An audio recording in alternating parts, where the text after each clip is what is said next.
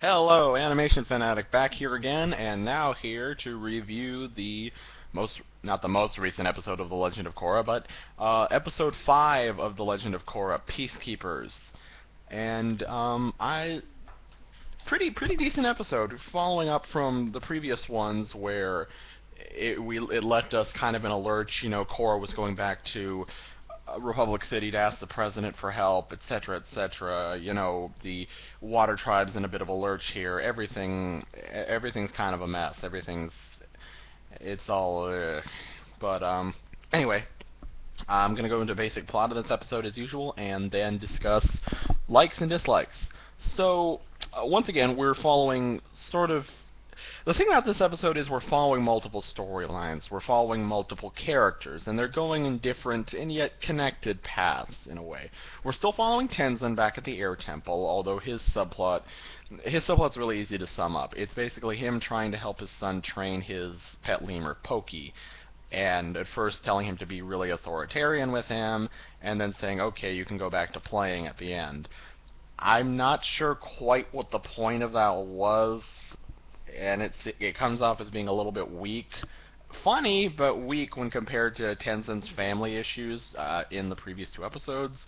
But it seems to kind of run parallel with his sort of instructing style with Korra, so maybe he's going to learn some kind of a lesson here at some point.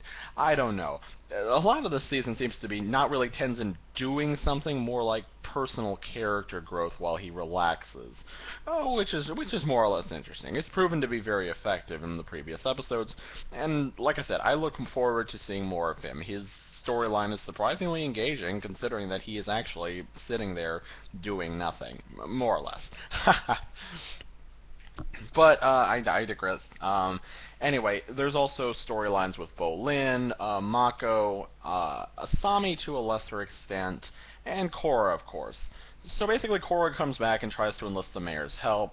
Not the mayor. Why am I saying mayor? The president. The president of Republic City. The president of the United Republic, which is not clearly defined exactly. I'm not too sure what this.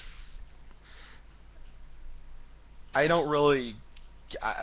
The kingdoms, the water tribes, the Fire Nation, as we find out later, and we're never told exactly about the Earth Kingdom or too much about the air nomads, all things considered, but they are all supposed to be still kingdoms, yet they're united. Is this like a giant one-world government? Is this a UN type thing? Or how much of a say does the Republic have? Is this a weak government? Is this a strong one?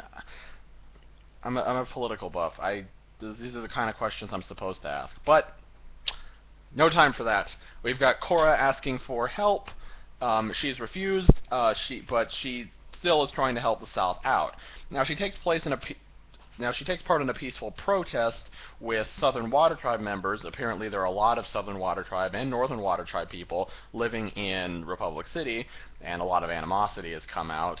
Korra takes part in this peaceful protest against the North's invasion, even though her dad told her she needed to be neutral, and even though her stated goal was to go back, be neutral, and ask the president for his arbitration.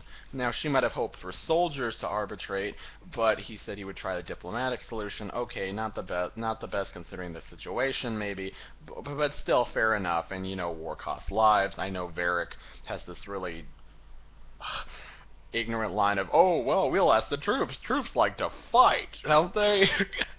That just made me laugh. I think I know people in the military. I don't think they really want to fight so much as they want to have fun. But I digress again, people. I digress again. Anyway, so Bolin and Varric have this whole big storyline of Bolin sort of being kind of famous, which we hadn't seen before, and Varric just taking him around and trying to show him how to live. Somebody said in a comment somewhere, haha, Varric's trying to get Bolin laid, and yeah, it almost seems like that. There's sort of a partnership, mentor-student thing going on between them. And Mako is, okay, back to, enough about them. I'm sorry, I'm a little scatterbrained tonight. It's past midnight and I'm reviewing this. Basically, during the peaceful protest, some firebenders apparently attack the community center for the Southern Water Tribe and blow it up. Now Mako tries to stop them, but he can't exactly. But he doesn't, but he's still chasing leads to try to find them. By the way, if you like Chief Beifong, she's in this a little bit. She's actually kind of funny. And yeah, she's there. She's kind of funny. What else can I say?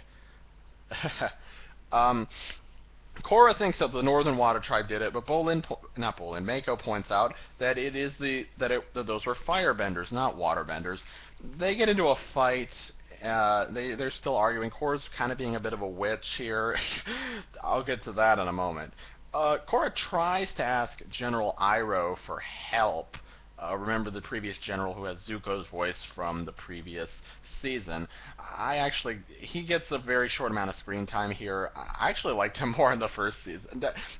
To be fair, he doesn't get much screen time. He's basically just there to say, oh, I'll try to help you. I'll try to help you out. I'll send my soldiers down there. The president comes and says, don't leave this dock unless I tell you to, or you're fired. And he says, oh, I can't help you, but go to the Fire Nation. They might be able to help you out. Done.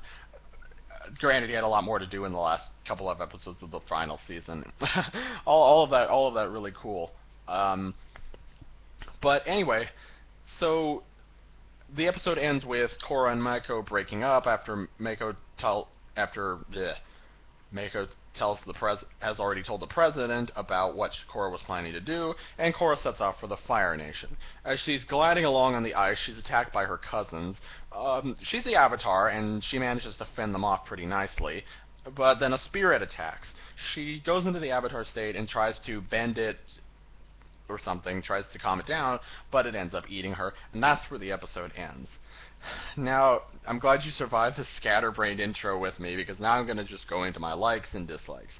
Overall, decent enough episode. Like I said, I know I'm just scatterbrained, but honestly, this episode was a bit all over the place. It's trying to juggle several people's storylines at the same time, and give a lot of people different amounts of attention, and in a half hour. It was effective enough. It seems to be continuing the whole stuff is happening vein that I got into. You know, they had to set it up a bit. Now stuff's happening. The Northern Water Tribe conflict and conflict with the spirits, and all of that came together in this episode. It was interesting enough. Yeah, like I said, a lot going on, a lot of different people's subplots, Bolin's, Mako's, Korra's. Now back to Korra. She seemed like she was sorry about the way she was acting before, like she was just under a lot of pressure and a lot of stuff was going on. Okay, fair. Now she's back to being kind of a jerk, and I don't know what the writers are up to here. In the previous season, yeah, she was pig-headed, yeah, she was headstrong and aggressive, but she was usually pretty nice and usually only got angry at bad people, not her friends. She usually only got angry at bad people and usually took that out by fighting.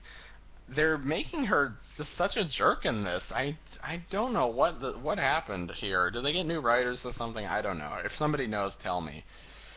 Overall impressions, though, it was a good episode. It was, yeah, all over the place a bit, but it was still pretty decent. I look forward to seeing the episode that just aired this weekend. I haven't been able to see it because my iPad wouldn't play it for some reason, but now that my computer's working again, I hope to get a glimpse of it. I hope to see it, and I hope it's just as good or better than this one, actually. And as always, I look forward to more of The Legend of Korra.